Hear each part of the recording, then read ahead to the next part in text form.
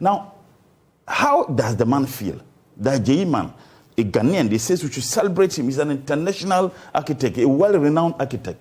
How does he feel that if they pay him $25 million for this project, now, does he have a very good slip when he ponder how much he was paid in a similar, more complex project in America where he was paid a little over $5 million? But let me also make this point very clear.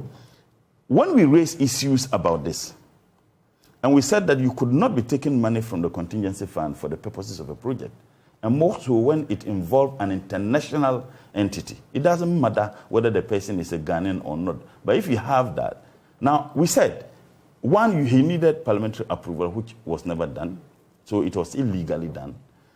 Now, when all these issues were raised, and including you people in the media, government decided to put it under the budget line of the Ministry of Tourism. I served on the Trade and Industries and Tourism Committee. Well, that is how the committee is called. So it involves two ministries, Trade and Industries and Tourism Committee.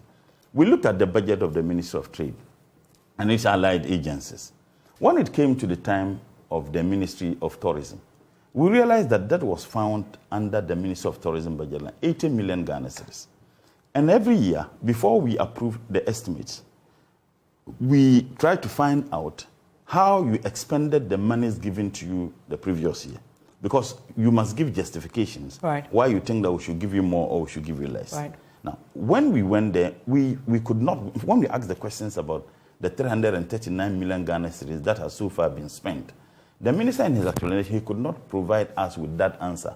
Because as at the time those expenses were made, he was not the one in charge. Now, we wanted to find out simply, this 80 million Ghana cedis, we asked about 3 or 4 questions. Whether he participated in planning the budget.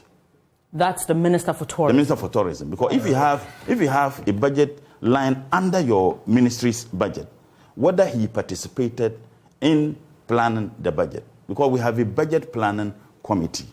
He couldn't answer the question. And I remember I asked the chief director, because he's the leader of the technical team.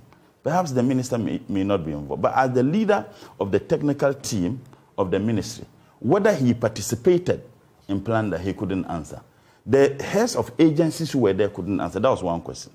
2, we also wanted to find out whether the project was under an agency within the Ministry of Tourism or it was directly under the head office, that is the Ministry of Tourism. They couldn't answer the question.